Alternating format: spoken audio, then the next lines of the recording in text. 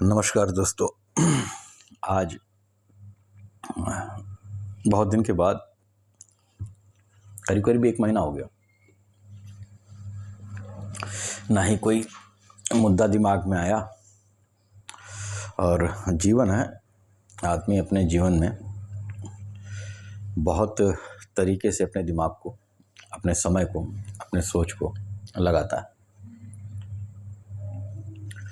ऐसा नहीं था कि चिंतन रुक गया था, लेकिन मुझे एक्चुअली समझ में नहीं आ रहा था, क्योंकि जितने भी एस्पेक्ट हैं, आदमी जिन मुद्दों पर सोच सकता है, विचार कर सकता है, मैंने लगभग उन सारे मुद्दों पर बातचीत कर ली थी।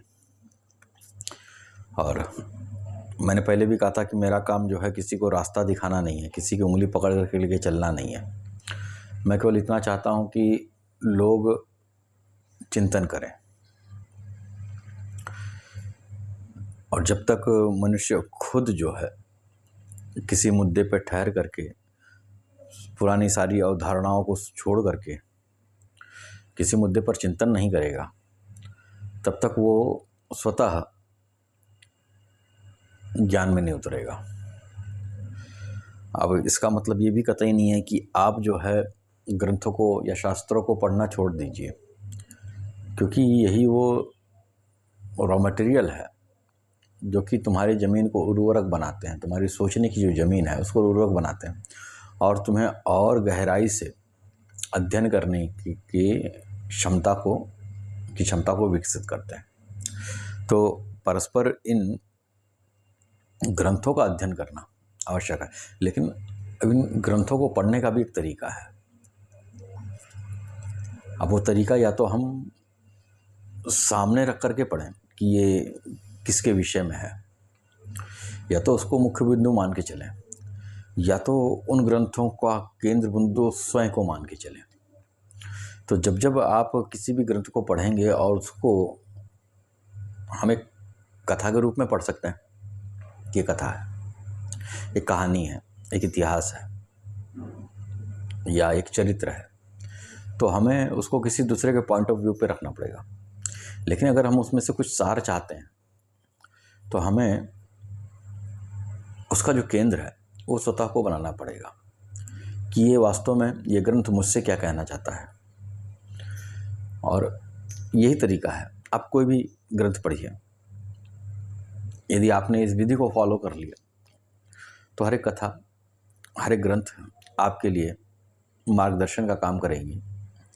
नहीं तो केवल और केवल वो तुम्हारे लिए बोझ है। जैसे हम फिल्म देखते हैं, जब हम फिल्म देखते हैं तो हमें बड़ा अच्छा लगता है, तो ये जो अच्छा लगने वाला भाव है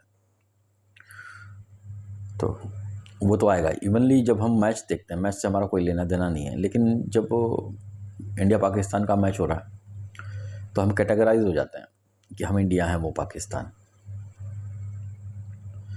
जबकि ईश्वर को ना इंडिया से मतलब है, ना पाकिस्तान से मतलब है। वो पाकिस्तान के लोगों के लिए भी उतना ही करता है जितना इंडिया के लोगों के लिए करता है। तो वास्तव में ये सोचने का एक तरीका है, समझने का एक तरीका है, वो दोनों के लिए एक सा है। इसको और अच्छी तरीके से समझना है तो इसको ऐसा समझ लो कि ईश्वर कैसे कार्य करता है। ईश्वर ऐसे कार्य करता है जैसे कि हमारी फ़ौजें जो हैं वो प्रैक्टिस पे जाती हैं, तो क्या होता है कि अपनी फ़ौजों में एक फ़ौज जो है वो बना दी जाएगी कि ये दुश्मन है, और एक फ़ौज जो है वो दोस्त है, यानी कि हम स्वतः हैं। तो जब इस तरीके का सिचुएशन हमारे सामने आता है तो वो अटैक करेगा, ये हिफाजत करेंगे, ये रक्षा करेंगे। जबकि दोनों के अधिकारी एक हैं, दोनों को जो रसद मिल रही है वो एक है, दोनों को जो असलहा मिल रहा है वो एक है, सब एक ही सेंटर से जाना है। लेकिन हमने एक थोड़ी देर के लिए एक प्रैक्टिस का मैदान बना दिया जिसमें एक दुश्मन है और एक दोस्त है। अब उसमें एक दूसरे के प्रति जवाबदेह होंगे, एक दूसरे के ऊपर हमला करेंगे, एक दूसरे से बचाव करेंगे। लेकिन जो अधिकारी है वो दोनों को एक सी निगाह से देखेगा कि कौन अपना अच्छा काम सही तरीके से कर रहा है। तो ये ईश्वरत्व है। ईश्वरत्व हमें दिखता कहाँ पर है? अगर ईश्वरत्व हमें देखना है तो पहले तो ये प्रकृति हमको दिखाती है, हम प्रकृति से सीख सकते हैं। ये प्रकृति अपने आप में मौजूद सबसे बड़ा ग्रंथ है, अगर हमें इस प्रकृति को पढ़ना आ गया तो। और किसी ग्रंथ की ज़रूरत नहीं है। आप इस प्रकृति को पढ़ो, प्रकृति अपने आप में एक बहुत बड़ा गुरु है, बहुत बड़ी किताब है, ये आपको मार्गदर्शन करेगी। दूसरा ये ग्रंथ है, तो ईश्वर जो है वो कोई स्टेटस में है, वो देख रहा है कि आपने अपना रोल अच्छा प्ले किया या नहीं किया। तो ये जो ईश्वरत्व है वो यहाँ पर संतों के स्वरूप में प्रेजेंट होती है, जिसे मानव मात्र से कार्य काम है, या मैं मानव मात्र बोल करके फिर भी उसको लिमिटेड कर रहा हूँ, उसको जीव मात्र से काम है। वो जीव मात्र के हित के लिए सतत प्रयासरत रहता है। तो मैं केवल इतना कहना चाहता हूँ कि हम और आप दूसरों के ज्ञान पर जब तक निर्भर रहेंगे तब तक वो केवल भ्रम पैदा करेगा। मैं ये भी नहीं कहता कि आप लोग मेरे शब्दों को अपने सर के ऊपर चढ़ा लो और उसका एक पिक्चराइजेशन कर लो, उसको लेके चलो। ना ना ना, मैं कतई नहीं कर रहा हूँ, ना ही इसका ये एक उद्देश्य है। मेरा उद्देश्य मैंने हमेशा ये बताया कि आपका जो पॉइंट ऑफ व्यू है वो आपसे संदर्भित होना चाहिए, और हर एक इंसान ये जानता है कि अच्छा है क्या है बुरा। कोई ऐसा व्यक्ति नहीं है जो कि अच्छाई और बुराई को कैटेगराइज ना कर सके, सीधी सी बात है। तो आप ही जो है गुरु हो, आप ही जो है मार्ग हो, आप ही जो है ग्रंथ हो, आप ही जो है उलझाव हो, सब कुछ आप हो। गौर और फिक्र वो आपको करना है। और इस गौर और फिक्र से आपको मिलेगा क्या? इस गौर और फिक्र से आपको एक हमेशा निष्कंटक जीवन मिलेगा, समरसता से भरपूर, सहजता से भरपूर। आपके अंदर जो बदलाव होते हैं, आपके अंदर जो केमिकल रिएक्शन होता है, उससे आप बचे रहोगे। और हमारे इस संसार के सारे कार्य जो होते हैं, हम जो भी कार्य करते हैं, जो भी कार्य करें, उससे हमारा एक मतलब होता है कि ये हमारे लिए शुभता लेकर आए, ये हमारे लिए सुख और समृद्धि लेकर आए। यदि आपने करोड़ों कमाने के लिए भी प्रयास किया और यदि वो आपको सुख नहीं प्रदान कर रहा, आपको संतुष्टि या शांति नहीं प्रदान कर रहा, तो उस कार्य का कोई अर्थ नहीं है। यदि आपने पूरे नगर में अपना साम्राज्य स्थापित करने की कोशिश की, बहुत अच्छी बात है, करना भी चाहिए। अगर आपके अंदर शौक़ है तो आप करिए। लेकिन अगर वो साम्राज्य का स्थापना करना, उस आधिपत्य के स्थापना में आप अपने अंदर जल रहे हो, आपके अपने अंदर एक कोई स्टेटस नहीं आ पा रहा है, आप सदैव एक झंझावात में फंसे हुए हो, तो आपने अपने जीवन को नष्ट किया, एक अमूल्य चीज़ जो आप प्राप्त कर सकते थे। तो कुल मिलाकर के जो प्राप्ति का मार्ग है वो आपको शांति की तरफ लेके जा रहा नहीं है, आपकी सुख की तरफ लेके जा रहा है या नहीं, आपको आपकी सहजता की तरफ लेके जा रहा है या नहीं, ये पॉइंट ऑफ व्यू से आप सोचेंगे तो आप जो है खुद ब खुद इस मंजिल तक पहुंचने में सक्षम होंगे कि वास्तव में आपको आपके जीवन में करना क्या चाहिए। बहरहाल मेरे नज़दीक धर्म महत्वपूर्ण नहीं है, धर्म को धारण करने वाला वो महत्वपूर्ण है। क्योंकि धर्म है इसलिए कि हम अपने ज़िंदगी को बेहतर बना सकें। जब ज़िंदगी ही नहीं रहेगी तो धर्म को लेकर के क्या करेंगे? तो महत्वपूर्ण ज़िंदगी है।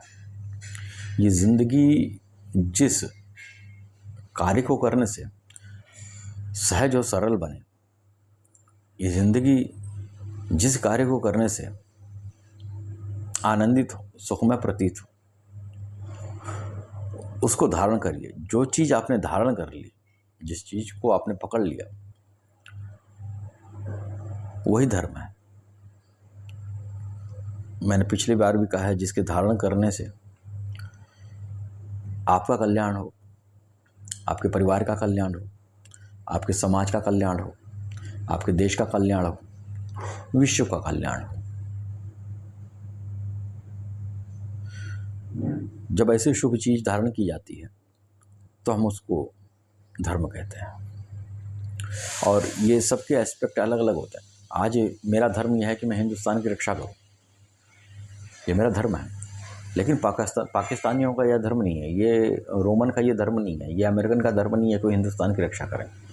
तो देश के हिसाब से, व्यक्तिगत मामलों के हिसाब से, नगर के मामले से सबके धर्म जो हैं वो बदलते रहते हैं।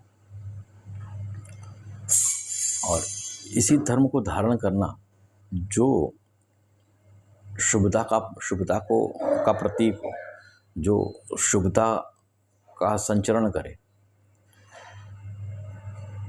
उसी को मैं स्वाध्याय कहता हूँ। स्वाध्याय कहना थोड़ा सा क्योंकि स्वाध्याय जो है वो सेल्फ कॉन्संट्रेटेड हो जाता है। अगर हम इस सेल्फ को अगर हम बड़ा करेंगे तो आप इस स्वाध्याय का अर्थ समझ पाएंगे। बहरहाल अभी तो आप यही समझिए, स्वाध्याय का अर्थ जो है सेल्फ कॉन्संट्रेटेड चीज़ों का अध्ययन करना, इसके अलावा कुछ नहीं। अब आपका सेल्फ कितना बड़ा है डिपेंड उसके ऊपर करता है। तो बात फिर से मैं करूं कि मनुष्य के लिए इस जीवन में ज़रूरी क्या है। राम की पूजा करे, हनुमान की पूजा करे, माता जी की पूजा करे, या ईसा मसीह को माने, गुरु ग्रंथ साहिब को माने, महावीर स्वामी की शिक्षाओं को माने, बौद्धिस्ट की शिक्षाओं को माने, तो महत्वपूर्ण क्या है। आप ऐसा क्या करो या हम ऐसा क्या करें कि हमारा जीवन जो है वो बैलेंस हो जाए। जिस चीज़ को प्राप्त करने हम आए उसको हम आसानी से अपने जीवन में उतार सकें। तो सिंपल सी चीज़ है कि आप जो है अपनी चेतना को समझें। ये जो तुम्हारा नोइंगनेस है,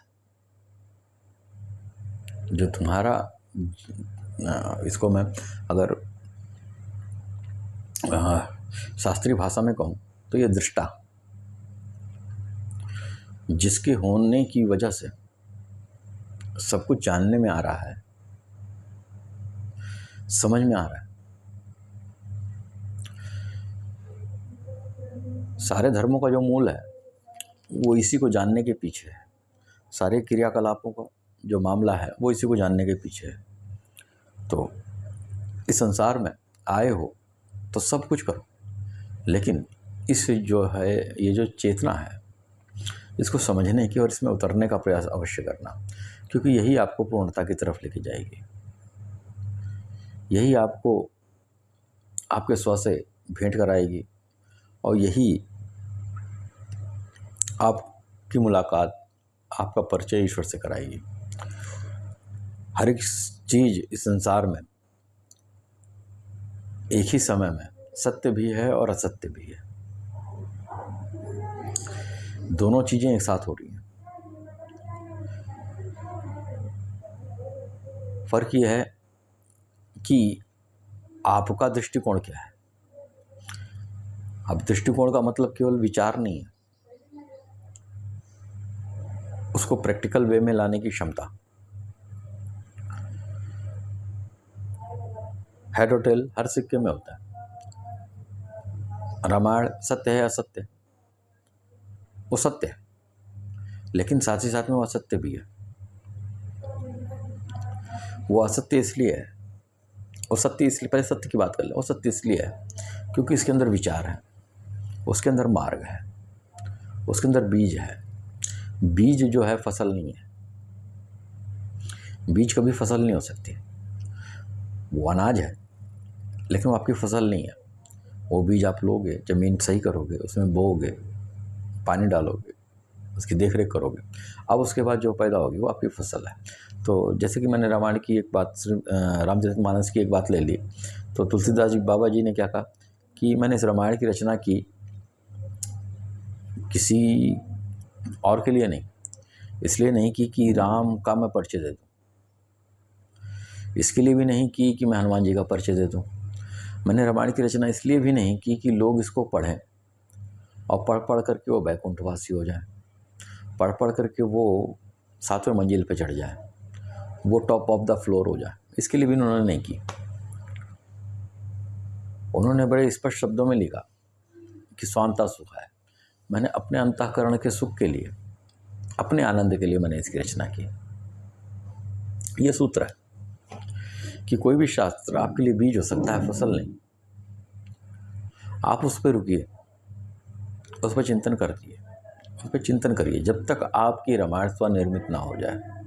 दूसरे की रामायण से आपको कोई फायदा नहीं है।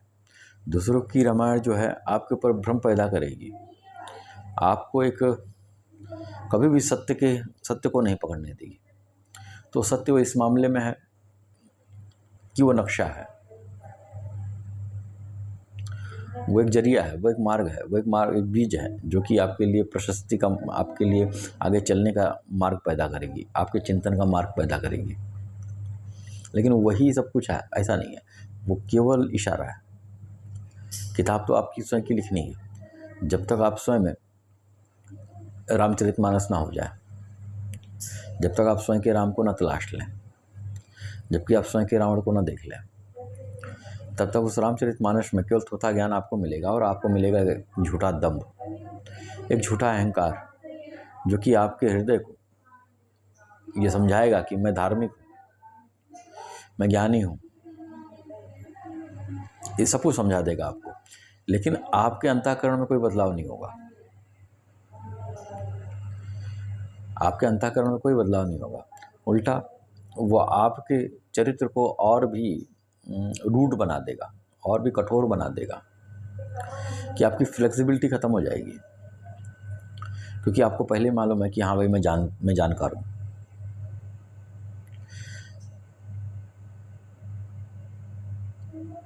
इसलिए वो झूठ है। तो सारा मामला वो आपसे है, आपके स्व से है। और इसको पाना भी इसलिए चाहिए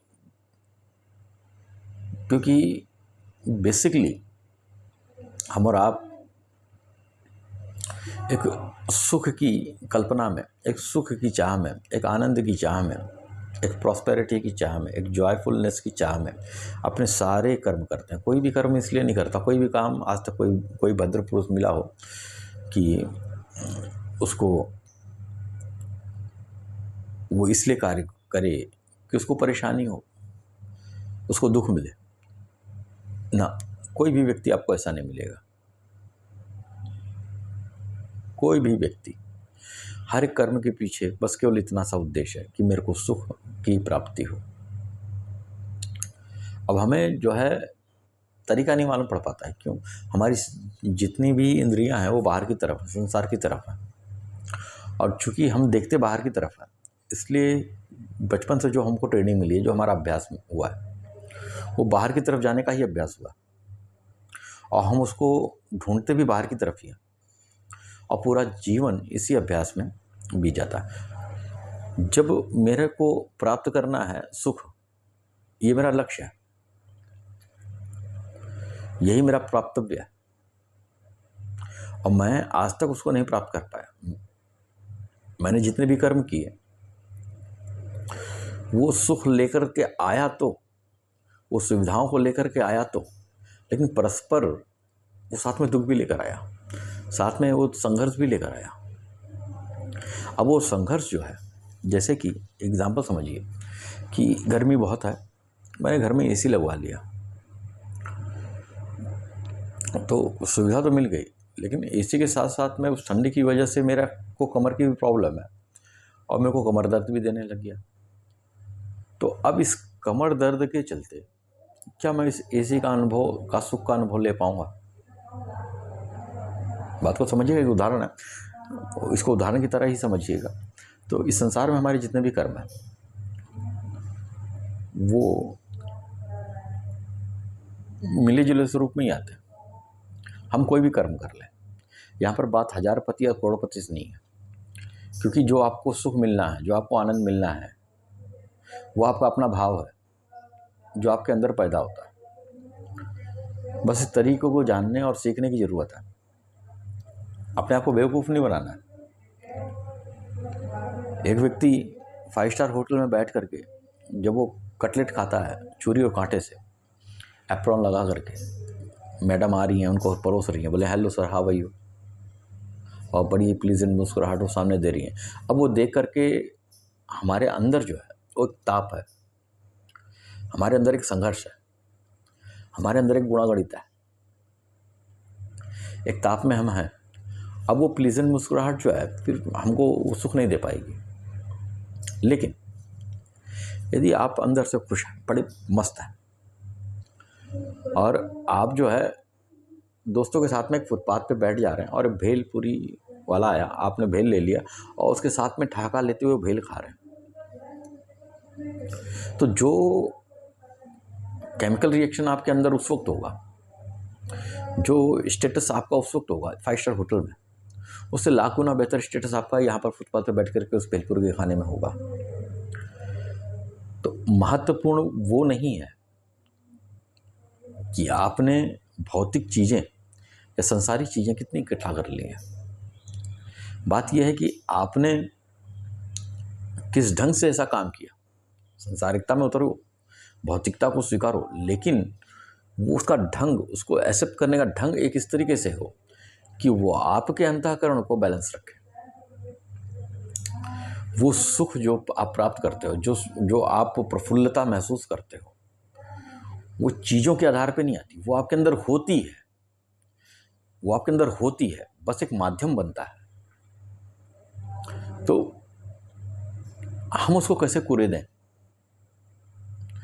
पुराने ज़मानों में आग को हिफाजत से रखा जाता था, वो आगे नहीं बुझती थी घरों में, महीनों नहीं बुझती थी, तो क्या करते थे, एक आग कंडी होती थी वो गोबर के उपले, तो वो सुलगाए जाते थे। जब वो आग बंद करना होता था तो उसके ऊपर वो राख चढ़ा के रख दिया जाता था। तो दूसरे दिन जब फिर से आग की ज़रूरत पड़ती थी तो उस राख को हटाया उन्होंने, उस पर फूंक मारी, तो वो आग तो अंदर ही है। तो जिस प्रफुल्लता की मैं बात कर रहा हूँ, जिस सुख की मैं बात कर रहा हूँ, वो आपके अंदर है, अन्यत्र कहीं नहीं। किसी भी प्रकार के कर्मकांड में, किसी भी प्रकार के अनुष्ठान में, किसी भी प्रकार के वर्किंग में आपको वो प्रफुल्लता, वो सुख, वो आनंद नहीं मिलेगा, क्योंकि वो उसमें नहीं है। वो माध्यम बन सकते हैं, वो एक तरीका हो सकता है, लेकिन वो पैदा आपके अंदर से होगा। नहीं तो देखिए, संसार पुत्रों से भरा पड़ा है। एग्जाम्पल के रूप में भी लेना इसको, अब इसको एक सूत्र पकड़ के बैठ नहीं जाना, क्योंकि ये सूत्र अगर आप सूत्र के रूप में पकड़ लोगे तो गड़बड़ कर देगा। क्योंकि मैं यहाँ पर आपके मैं को स्पर्श करने जा रहा हूँ, आपके अहंकार को स्पर्श करने जा रहा हूँ, जबकि अहंकार हर एक मायनों में गलत है। अब पुत्र जो है हर एक घर में है, लेकिन जो मेरा स्पर्श वाला पुत्र है वो मेरे को एक बोध देता है, एक भाव देता है, एक तसल्ली देता है ना।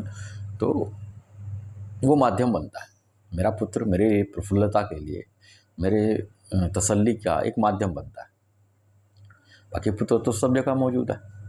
तो कहने का मतलब ये है कि चीज़ें माध्यम बनती हैं, लेकिन वो चीज़ हमारे अंदर उपलब्ध है, पहले से उपलब्ध है, और ये चीज़ हमको जो प्राप्त होगी वो हमारी चेतना से ही होगी।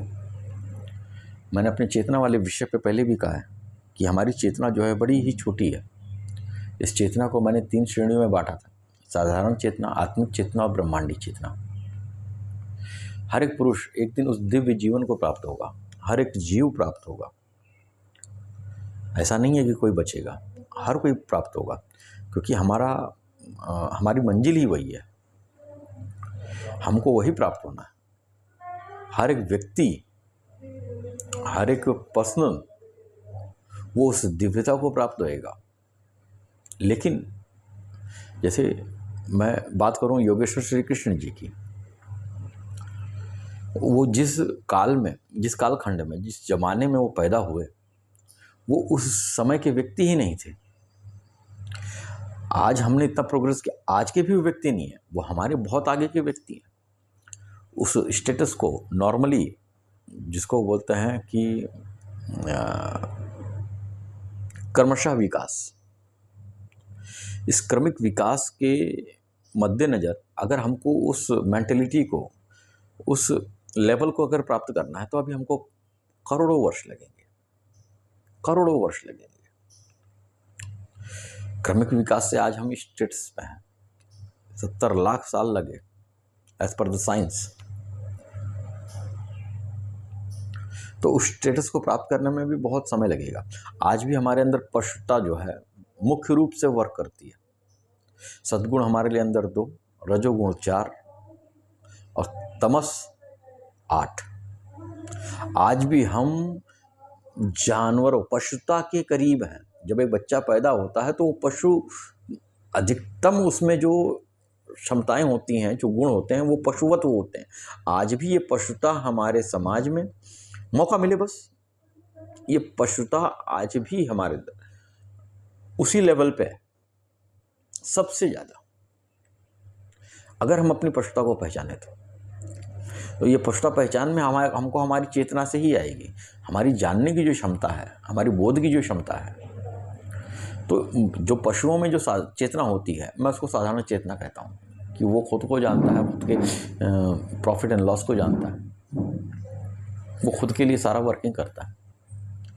तो इसको जितना हम लिमिट में रखेंगे तो आत्मिक चेतना का केवल संदर्भ इतना है कि हम उस बीज को जाने जो हमें आधिपत्य करने पर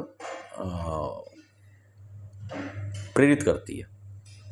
मेरे अंदर गुस्सा आ रहा है, ठीक है, गुस्सा क्यों आ रहा है, हम इस पर विचार कर सकते हैं। पशु नहीं कर सकता। जब आप क्रोध होते हो, जब आप क्रोध के दौरान होते हो, तब आप ये विचार नहीं कर सकते कि मेरे को क्रोध क्यों आ रहा है।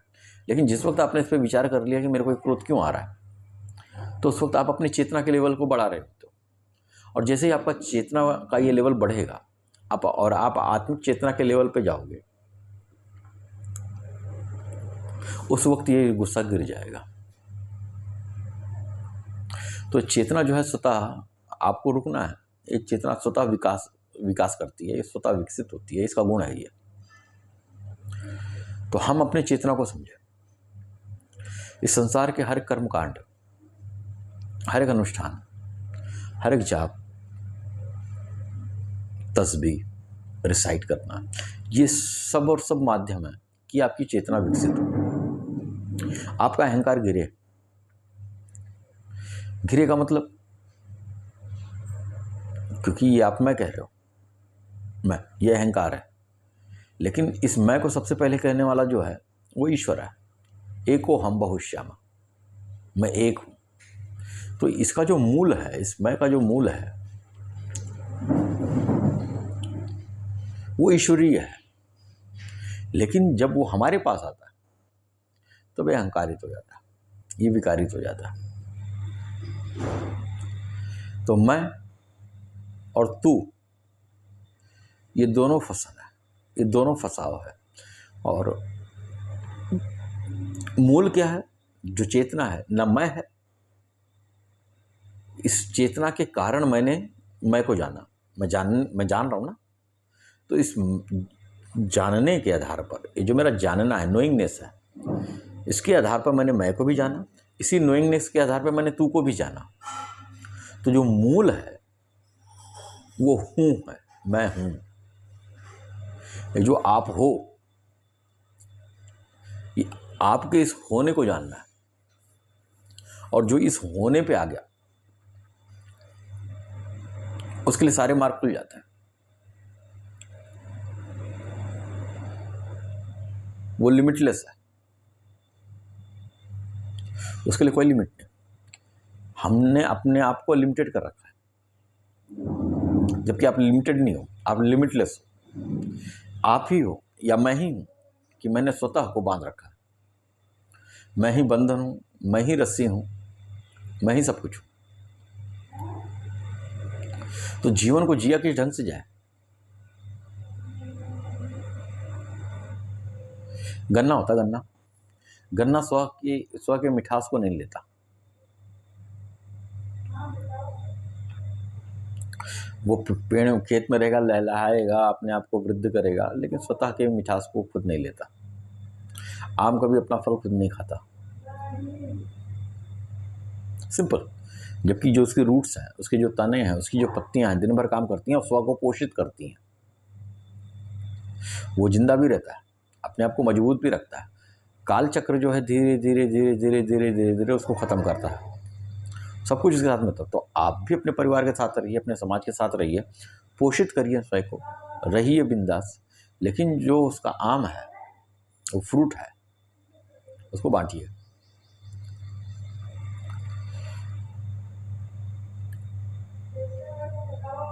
मैं सूफियों के बड़े करीब हूँ और मेरा बहुत बार झगड़ा भी रहा है मौलानाओं से। बात सूफियों से करीब होने की बात यह है कि मैंने अध्यात्म को सीखा ही सूफी से। जीवन कैसा जिया जाए, इसका बीज मेरे अंदर जो पड़ा, वो पड़ा ही सूफियों से है। ये जो जुताई हुई इस बंजर भूमि की, उसमें जो हल लगा, वो सूफियों का है।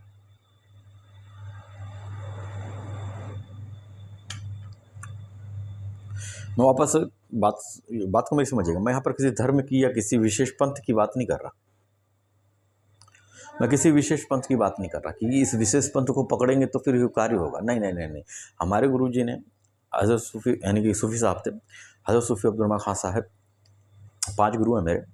मैंने अपने जीवन में इस अध्यात्म को बेहतर समझने के लिए 5 गुरुओं को धारण किया कि मेरे को समझ में आए, मैं वास्तव में मूल तक पहुंचूं। महत्वपूर्ण ये नहीं है, महत्वपूर्ण यह है कि आपने क्या समझा। क्योंकि समझा तो सब सत्य है, लेकिन समझना आपको पड़ता है। कोई कितना भी समझाए और आप समझे ही ना, कोई मतलब नहीं होगा। तो बहरहाल, तो वो जो हल लगा है सूफियों का, हाँ, मैं सूफी साहब की बात कर रहा था। तो आपने कहा कि ठीक है, आप लोग वृंदावन घूम के आओ। हम 4-5 लोग थे, जिसमें एक शर्मा जी थे, एक मैं था, 2 मुस्लिम थे, और वो आपके लिए बता रहा हूँ, हमारे लिए तो भाई थे। तो हम वृंदावन पहुँचे। उन्होंने कहा था कि बस एक चीज़ करना। हमारे गुरुजी के 5 शिष्य थे, केवल 5। तो जब मैं वहाँ पहुँचा तो सबसे उन्होंने पूछा कि क्या देखा तुमने क्या देखा, तुमने क्या देखा। सबने अपना अपना जवाब दिया, मैंने भी अपना जवाब दिया। और जब मैंने अपना जवाब दिया तो उन्होंने मेरे को गले से लगा लिया। अब लोगों ने और क्या जवाब दिया मैं नहीं जानता, क्योंकि ये सब व्यक्तिगत रहा। जो मैंने जवाब दिया वो मैं जानता हूँ। ना ही मैंने आज तक किसी से पूछा कि तुमने क्या जवाब दिया। उन्होंने पूछा कि बेटा तुमने क्या देखा। मैंने देखा कि महबूब और आशिक सड़कों पर खिल रहे हैं। हर एक व्यक्ति आशिक है और हर एक व्यक्ति महबूब है।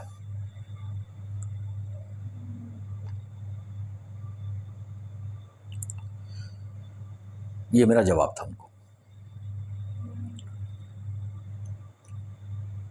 बहरहाल, तो ये जो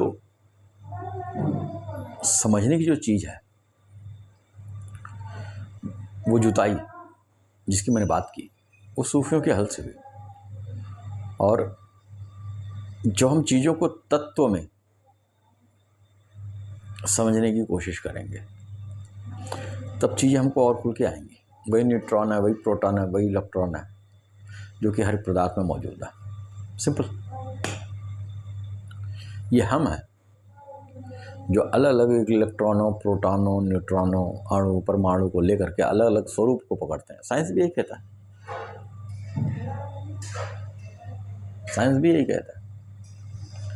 कि इलेक्ट्रॉन वही है, प्रोटॉन वही है, न्यूट्रॉन वही है। उनकी संख्या ऊपर नीचे होती है और जिससे अलग अलग चीज़ों का निर्माण होता है। ये साइंस कहता है। तो सारा मामला जो है आपके गौर फिक्र का है। हम किसी धर्म को इसलिए धारण करते हैं, जैसे कि मेरा बच्चा पढ़ता है NDDAB में, किसी का बच्चा लॉस एंजलिस में पढ़ता होगा, किसी का बच्चा सरकारी में पढ़ता होगा, किसी का बच्चा डॉन बॉस्को में पढ़ता रहेगा, किसी का बच्चा सीताराम प्रकाश हाई स्कूल में पढ़ता होगा, किसी का बच्चा बंसीधर में पढ़ता होगा। तो स्कूल अलग अलग हो सकते हैं। वो स्कूल इसलिए पकड़े जाते हैं ताकि हमारी अब जो हमको वहाँ पढ़ाया जाता है, वो तमाम पढ़ाइयाँ हमारे जीवन में इस्तेमाल नहीं होती। लाइक भूगोल और इतिहास का हमारे जीवन में क्या उपयोग, भूगोल का हमारे जीवन में क्या उपयोग, केमिस्ट्री का हमारे जीवन में क्या उपयोग, फिजिक्स का हमारे जो नॉर्मल जीवन है उसमें क्या उपयोग, मैथ है, क्या बोलते हैं उसको, मेरे को अभी समझ में नहीं आया, वो साइन कॉस थीटा आज तक समझ में नहीं आया मेरे को। बच्चे को पढ़ाना हुआ, मैं परेशान हो गया, बोला भाई मैं ये नहीं पढ़ा पाऊंगा, बाकी दुनिया भर की चीज़ पूछ ले। एक बार तो समझ में आता है कि वो प्रॉफिट एंड लॉस बीज गणित में जो आता है परसेंटेज वगैरह, वो तो उसका तो जीवन में काम भी लगता है, लंबाई और चौड़ाई का ज्योमेट्री में उसका भी काम लगता है घर वर देखने में। बाकी ये साइन कॉस थीटा का तो कोई मतलब ही नहीं है।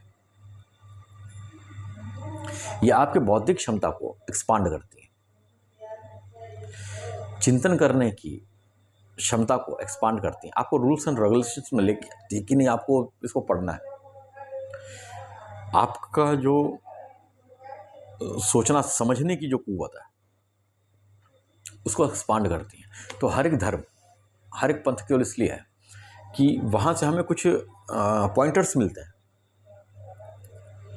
उन पॉइंटर्स पे हम चिंतन करें, हम उसके रूट को जान लें, हम उसकी आत्मा को पहचान लें। वो पहचानना हमने है। अब मुझे शब्द आ गए, अब शब्दों को लेकर के मैं बोलने लगूं और उन शब्दों को मैं कहूं, एक क्रिश्चियन भी टीचर रहे मेरे गुरु, मैं उनको ही बोलता हूं, वो भी गुरु रहे क्रिश्चियन में भी। उन्होंने कहा मेरे से कि मिश्रा जी, ये बाइबल का एक कोट है कि सत्य मार्ग मंजिल मैं ही हूँ। बाइबल ने ये कह दिया सत्य मार्ग मंजिल मैं ही हूँ, ठीक है, सत्य मार्ग मंजिल में। अब लोग इसको, जो क्रिश्चियंस हैं वो इस ढंग से पकड़ते हैं कि सत्य मार्ग और मंजिल ये ईसा मसीह है।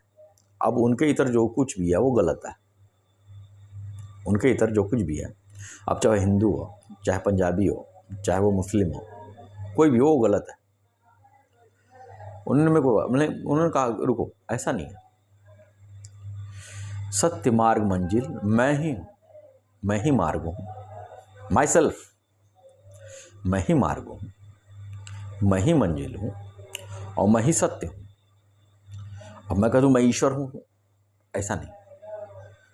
इस मैं के पकड़ने में, इस मैं से ही मेरे को सत्य भी मिलेगा, मेरे को मंजिल भी मिलेगी, मेरे को मार्ग भी मिलेगा। ये सारी चीज़ों का निर्धारण करने वाला जो अंदर मेरा नोइंगनेस है वो वहीं से होएगा। फिर एक बाइबल का एक कोट है, उन्होंने कहा कि बेटा एक चीज़ हो, तुम खटखटाओ, तुम्हारे लिए खोला जाएगा। खोलो मत, खटखटाओ, जस्ट नॉक इट, खटखटाते रहो। वे खटखटाते रहो का क्या मतलब है? कोई दरवाज़ा तो है नहीं ईश्वर को पाने में, तो खटखटाओ क्या?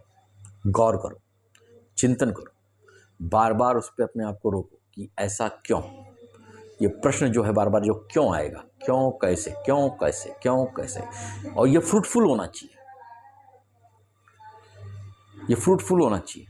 जैसे सूर्य फ्रूटफुल है पूरे विश्व के लिए, पानी फ्रूटफुल है सारे संसार के लिए, हवा फ्रूटफुल है सारे विश्व के लिए, इस तरीके से ये फ्रूटफुल होना चाहिए, सबके लिए फ्रूटफुल होना चाहिए। तो जब ये खटखटाओगे इसको क्यों कैसे, इसको खटखटाओगे खटखटाओगे खटखटाओगे, तो खुद ब खुद तुम्हें उस मार्ग का पता चल जाएगा, उस सत्य का पता चल जाएगा, उस रूट का उसका पता चल जाएगा, और वो पता करने वाले तुम खुद होगे, और ये तुम्हें बैलेंस करेगा, ये तुम्हें बैलेंस करेगा। यहाँ पर तुमने किसी का ठेका नहीं ले रखा, फूल ने खुशबू फैलाने का ठेका नहीं ले रखा, उसका टेंडर नहीं है, वो खुशबू है उसके अंदर, तो उसको महसूस करने वाला खुद ब खुद महसूस कर लेगा कि हाँ इस फूल में खुशबू है। जो चीज़ उससे स्पर्श करेगी वो खुशबू देता नहीं है, जैसे कोई उसको स्पर्श करता है वो खुशबू ऑटोमेटिकली उधर ट्रांसफर हो जाती है। आप अपने में रहो,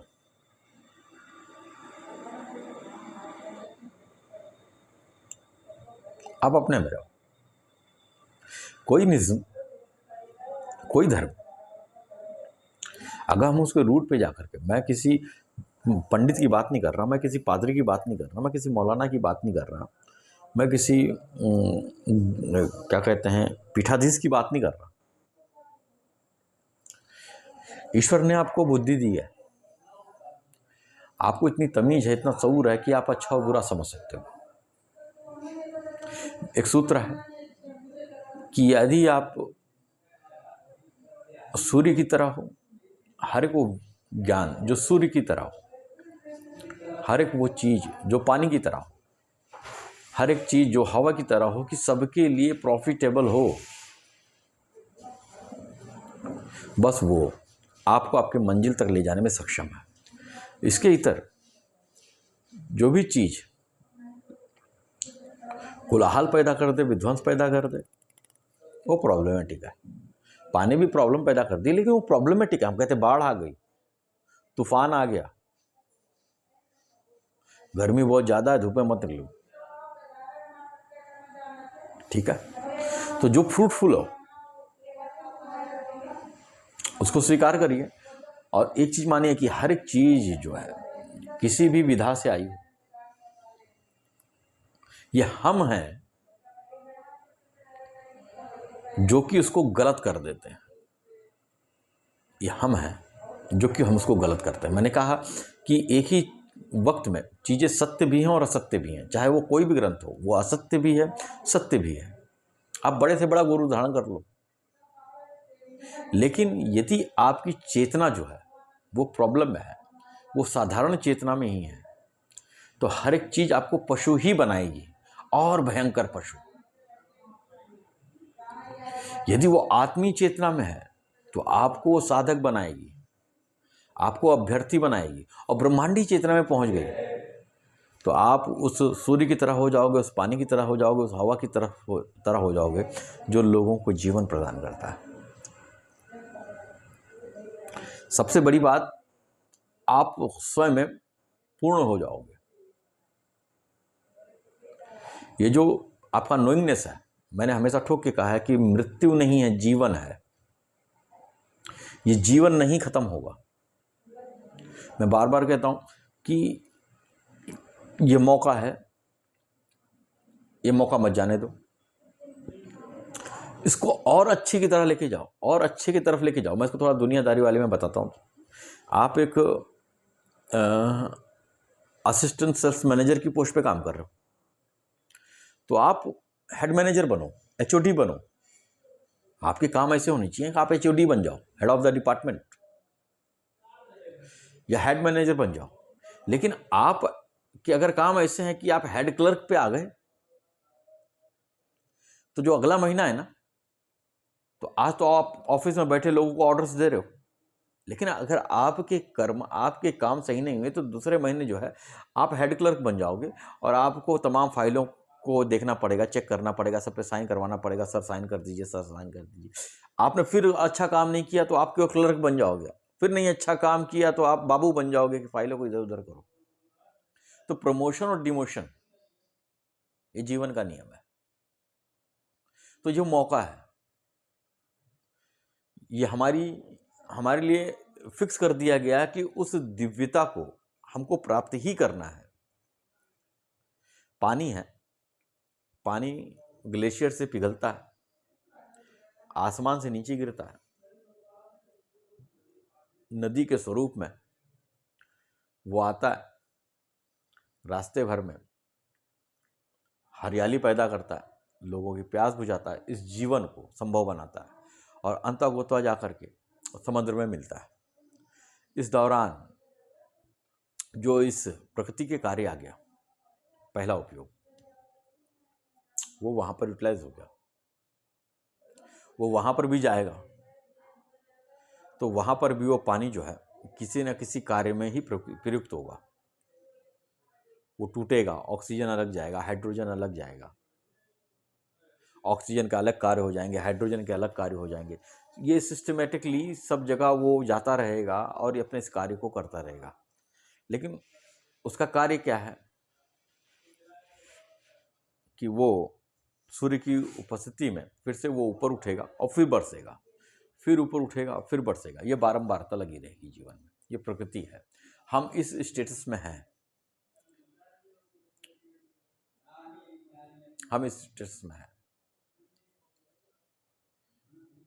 और उस दिव्यता को प्राप्त करना हमारा लक्ष्य है, जिसको हम महासागर कहते हैं। हालांकि ये एग्जाम्पल एक्यूरेट नहीं है, लेकिन समझने के लिए कोई तो एग्जाम्पल चाहिए। मैं ईश्वर को महासागर से रिलेट नहीं कर सकता, क्योंकि महासागर का भी जल वाष्पीकृत होता है। लेकिन ये समझने वाली चीज़ है कि इसको समझे। तो अब जो है, यदि हमने उस, हमारे पास एक लक्ष्य है उस दिव्यता को प्राप्त करना, उस हमेशा रहने वाले जीवन को, उस हमेशा रहने वाले सुख को, हमेशा रहने वाले आनंद को प्राप्त करना, इसी वही दिव्यता है, वो हमारा लक्ष्य है, वो सबका लक्ष्य है कि कृष्ण ही हो जाना, राम ही हो जाना, या गुरु नानक साहब हो जाना। ये हमारा लक्ष्य है, ये हमारा मंजिल है कि हम एकाकार हो जाए। मैं किसी मुक्ति की बात नहीं करता, मैं किसी मोक्ष की बात नहीं करता, क्योंकि सूत्र यही है, 1 से 2 हो सकता है, 2 से 3 हो सकता है, 3 से 4 हो सकता है, 4 से 5 हो सकता है। ये संख्याएं बढ़ती चली जाएंगी, संख्या नहीं कम होगी, आप बढ़ोतरी करते जाओगे सांसारिकता की। लेकिन अगर आपको इन्फिनिट होना है, तो आपको फिर से 0 पे आना पड़ेगा। उसकी दूसरी तरफ जो है वो इन्फिनिट है।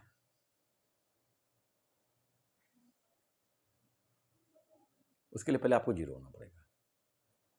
बहरहाल, ये मसला हमारा है, ये मामला हमारा है। सारे धर्म, सारी किताबें, यदि हमने उसको पकड़ लिया जड़ता के साथ में कि बस, तो ये आपके रूट को और मजबूत करेंगी, आपको और कठोर बनाएंगी। ये बीज हैं, ये आपके चिंतन के लिए एक जरिया है, इनका उपयोग है, उतने में इनकी सत्यता है। लेकिन आपको अपनी किताब स्वतः लिखनी है। आप चिंतन करिए, गौर करिए, खटखटाते रहिए, खटखटाते रहिए। आप स्वतः को उस दिव्य जीवन के बहुत करीब पाएंगे, क्योंकि जीवन आपका नहीं खत्म होगा, ये जीवन नहीं जाएगा, इसके मार्ग बदल जाएंगे, इसका स्टेटस बदल जाएगा। आप ये समझिए कि यदि आप बैंगन बन गए, आपके पास आज जो कार्य करने का जो ऑप्शन है वो नहीं रहेगा। एग्जाम्पल के लिए बता रहा हूँ मैं आपको। प्रकृति में आपको कुछ ना कुछ तो बनना ही है, आप नहीं बनोगे। ये शरीर में सल्फर है, फास्फोरस है, मैग्नीशियम है, कैल्शियम है, ये कुछ ना कुछ तो बनेंगे। एक कीड़ा जो है, छोटा सा कीड़ा, उसका अपना जीवन है। एक पक्षी, उसका अपना जीवन है। तो हम जिस स्टेटस पे हैं, पशुता को छोड़ करके हम मनुष्यता और पशुता के बीच में चल रहे हैं। हमें देवत्व की तरफ जाना है और फिर दिव्यता को प्राप्त करना। और ये हमें किसी बाह्य उपकरण से या बाह्य माध्यम से नहीं मिलेगा। वो सारे केवल संबल हैं हमें कि हम खड़े हो पाए, हम चिंतन कर पाए, क्योंकि वो स्तर आपके अंदर ऑलरेडी मौजूद है। तो आखिर में केवल इतना कि हम अपनी चेतना पर गौर करें, अपनी चेतना को की तरफ फोकस हो, जिसको शास्त्र दृष्टा कहते हैं, जिसको सूफी सलात कहता है, यानी कि जो नमाज ये पढ़ते हैं। हालांकि वो नमाज थोड़ा सा प्रॉब्लमेटिक है, मैं उसको गलत नहीं कहूँगा, क्योंकि उनकी अपनी आस्था है। लेकिन इसका जो रूट है वो सलात है, और सलात का मतलब होता है 2 वे कम्युनिकेशन, 2 तरफा बातचीत। तो ये 2 तरफा बातचीत कैसे होगी? एक आप और एक आपका नोइंगनेस। आप अपने नोइंगनेस की तरफ बेहतरीन जा रहे हो, दैट्स कॉल्ड 2 वे कम्युनिकेशन। तो ये सलात, कि आप देखो। तो सारी चीज़ें अलग अलग शब्दों में, अलग अलग पॉइंटर्स के साथ में, अलग अलग जबानों में, लैंग्वेजेस में, अलग अलग संतों के माध्यम से एक ही चीज़ कही गई है। अब हमें पकड़ लें कि तू बड़ी कि मैं बड़ा, तो हमने अपने आप पर जुल्म किया। तो गौर फिक्र करिए, समझिए, क्योंकि समझना आपके ऊपर है। और मैं सिंपल सी एक चीज़ कहूँगा कि जिस सुख को, जिस आनंद को, जिस प्रफुल्लता को हम संसारिकता में ढूंढ रहे हैं, वास्तव में वो वहाँ नहीं है। वो वहाँ नहीं है। लोगों ने जीवन लगा दिए, जीवन भर बनाया उन्होंने, जीवन भर किया उन्होंने, लेकिन सब यहीं पर छूटा। सब ने छोड़ा। चीज़ वो बांधी है जो आपके साथ में रहे। दान बोलते, दान करो, दान आपके साथ जाएगा। किसने देखा? हाँ, दान एक बीज है जो कि आपको चीज़ों को पकड़ के रखने से छोड़ता है। चीज़ों की तरफ कि मेरा पैसा, इसकी तरफ जो पकड़ बनी हुई है आपको संग्रह करना, इससे आपको तोड़ता है। आपके अंदर एक भाव, एक बीज पैदा करता है वो कि नहीं। मैंने कहा कि आम का पेड़ कभी अपना फल नहीं खाता, वो आपको प्रकृति के करीब करता है। तो हर एक चीज़ों को अपने मैं के, अपने नफ्स के बेस को बेस बना करके आप उस पर चिंतन करिए। चीज़ों का रहस्य जो है आपके सामने स्वतः खुलेगा। और जिस चीज़ की मैं बात करता हूँ कि आपको सुख पाना आपका अधिकार है, वो आपको सांसारिकता में नहीं मिलेगा, वो आपको आपके अंदर से मिलेगा। और उसको पकड़ना वो आप पर निर्भर है। वो कोई किताब, कोई गुरु, कोई मार्ग नहीं दे सकता, कतई नहीं दे सकता। तो चिंतन करिए और एक बीज मेरी तरफ से लेके जाइए कि अपनी चेतना को समझो, अपनी चेतना में उतरो, क्योंकि यही सभी मार्गों का मूल है, रूट है। सब आकर के इसी पर रुकेंगे और आपको इसी में इसी में घुसाएंगे, इसी में एंट्री करवाएंगे। चाहे मैं अपने दिल की धड़कन में राम राम देखूं, या अल्लाह अल्लाह देखूं, वाहेगुरु वाहेगुरु देखूं, या मैं इसको जबानी मैं इसको रिसाइट करूं, या फिर कोई इतनी बढ़िया कथा सुनूं कि इसमें भावमग्न हो जाऊं, तो मैं अपने ही करीब आता हूँ, अपने ही करीब आता हूँ। वो सिर्फ माध्यम बनते हैं। तो मैं अपने ही चेतना में प्रवेश करता हूँ। मेरी चेतना ही है जो कि मुझे, जब मैं उसको स्पर्श करता हूँ, वो मुझे शांति दे जाती है, मुझे एक स्थायित्व दे जाती है, मुझे एक हल्कापन दे जाती है। तो मैं इसमें उतरूँ, माध्यम कोई भी हो। और जब आप इसमें उतरने लगोगे तो आप खुद ब खुद पाओगे इसका जो रिजल्ट है। अगर मैं किसी पानी में चीनी मिला रहा हूँ तो इसका मतलब उस पानी ने मीठा होना चाहिए। अगर मीठा हो रहा है, आप सही ट्रैक पे हो। अगर आप नहीं कर पा रहे हो तो इसका मतलब समथिंग इज प्रॉब्लम, उधर कुछ प्रॉब्लम है। आपको उस पर गौर व फिक्र करना है। तो इसको मैं आज यहीं पर रोकूंगा। और ये मुद्दा मैंने उठाया भी इसलिए, मेरा एक बच्चा है प्यारा सा, शंकर है ना, तो उसके दिमाग में एक भ्रम है। और मैं उसी को तोड़ने के लिए मैंने इतना बोला कि हमें सारी चीज़ों के मूल हैं और हमें जो वर्किंग करनी है वो अपने में ही करनी है। चिंतन करना है ताकि मामला और अच्छी तरीके से सुलझ सके। बाकी संसार है, रोटी खानी है, आराम करना है, हर एक कार्य करना है, लेकिन उसके रूट पे जा कर के उसको समझना है, अपनी चेतना को और बड़ा करना है, ताकि हम जो है अपने जीवन को बढ़िया से प्रफुल्लता के साथ में, सहजता, सरलता और आनंद के साथ में बिता सकें। 60 साल 70 साल है हमारे हाथ में। सांस को लेकर देखो, अगर कोई व्यक्ति 100 साल जीता है तो महज उसके पास दिन है कितने, 36,500।